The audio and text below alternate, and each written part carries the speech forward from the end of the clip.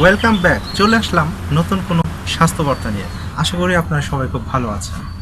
আমাদের দেশে জনসাধারণের মাঝে এক ধরনের ডাক্তার আর হাসপাতাল ভীতি প্রচলিত আছে।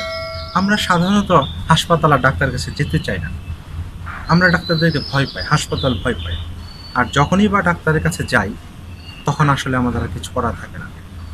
আমরা ডাক্তার মানে বুঝি যে হাসপাতাল আর ডাক্তার মানে বুঝি যে অনেক পরীক্ষা নিরীক্ষা, একগাদা ওষুধ, অনেক টাকা পয়সার ব্যাপার। আসলে ব্যাপারটা এমন না। আমরা সাধারণভাবে যেহেতু ডাক্তারদেরকে ভয় পাই, হাসপাতাল ভয় পাই, হাসপাতালে যেতে চাই না, ডাক্তারদের সাথে সাক্ষাৎ করতে চাই না, তাই আমরা এটাকে সর্বোচ্চভাবে এড়িয়ে চলার চেষ্টা করি। আর যখনই বা সহ্যের সীমা পার হয়ে যায়, যে আমরা আর নিজেদেরকে সহ্য করতে পারতেছি না, অসুস্থতা দিন দিনই বেড়ে যাচ্ছে, এমন একটা সময় আমরা ডাক্তারের কাছে গিয়ে হাজির হই, তখন আর ডাক্তার সাহেবেরও তেমন কিছু করা থাকে না। ডাক্তার সাহেব নানাবিধ পরীক্ষা নিরীক্ষা করে তারপরে দেখেন তার দুরারোগ্য কোনো অসুখ ধরা পড়ে।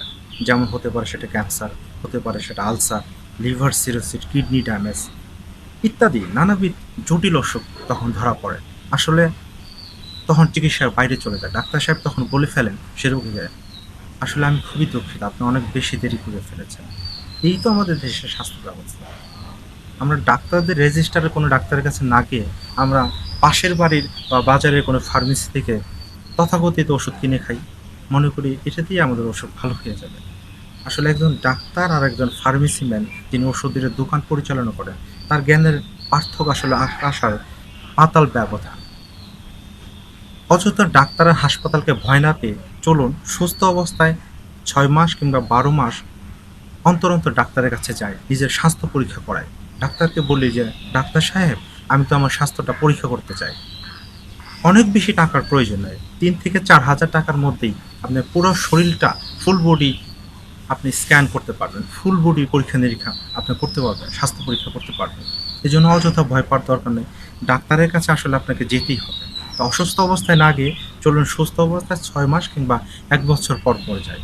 কিছু পরীক্ষা নিরীক্ষা করলেই আপনার পুরো শরীরের ব্যাপারটা জানা যাবে যে আপনার শরীরে এই মুহূর্তে কন্ডিশন কী আছে। আসলে আমরা জানি না বিধায় আমরা আসলে ভয় পাই, মনে করি হসপিটালে বিভিন্ন দালালের খপ্পরে পড়তে হবে, ডাক্তারের কাছে গেলে এক গাদা ওষুধ দিয়ে দিবে, এক গাদা পরীক্ষা নিরীক্ষা দিবে। এই জন্য নানাবিধ কুসংস্কার আমাদের মধ্যে প্রচলিত আছে। হ্যাঁ, কিছু সত্যতা পাওয়া যায়। অনেক অনেক ডাক্তাররা নিজেদের স্বার্থের জন্য দেখা যায় অপ্রয়োজনীয় কিছু পরীক্ষা নিরীক্ষা দিয়ে থাকে। আবার ব্যাঙের ছাতার মতো গজিয়ে ওঠা বিভিন্ন হসপিটাল ক্লিনিকে পরীক্ষার নামে চলে প্রতারণা। এই ব্যাপারগুলো আছে বাংলাদেশে, এটা সত্য। আর মানুষের মধ্যে অশিক্ষা এবং কুসংস্কার তো আছেই।